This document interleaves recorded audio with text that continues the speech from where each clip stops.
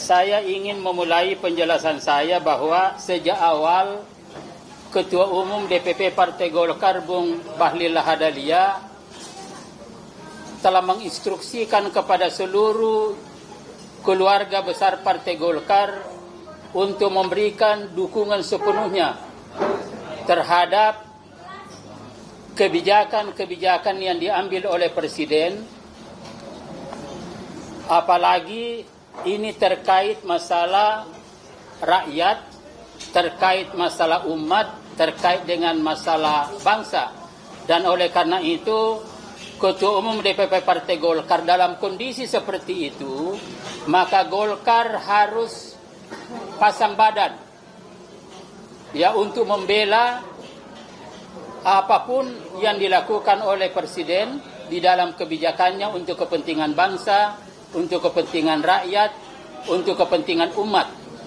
Apalagi setelah kita melakukan kajian bahwa ternyata secara historis dari sisi kesinambungan kebijakan-kebijakan yang ada, bahwa penggunaan Bampres bukan kali ini memang sudah dilakukan ya dari waktu ke waktu, ada Bampres, bantuan Presiden dan lain sebagainya, dan saya kira ini tidak ada yang dilanggar.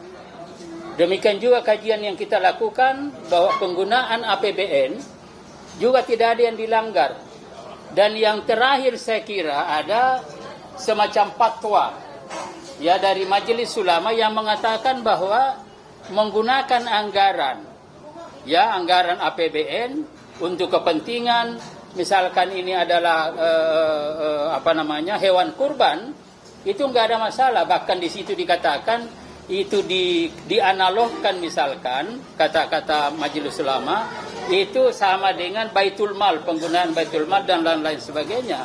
Dan tentu yang muncul di situ adalah Presiden. Kenapa? Karena Presiden adalah kepala negara, ya adalah pemerintahan dan sebagai decision maker, sebagai pengambil kebijakan. Jadi kalau misalkan disebut nama Presiden, saya kira itu adalah wajar karena memang yang mengambil kebijakan, yang mengambil keputusan adalah Presiden.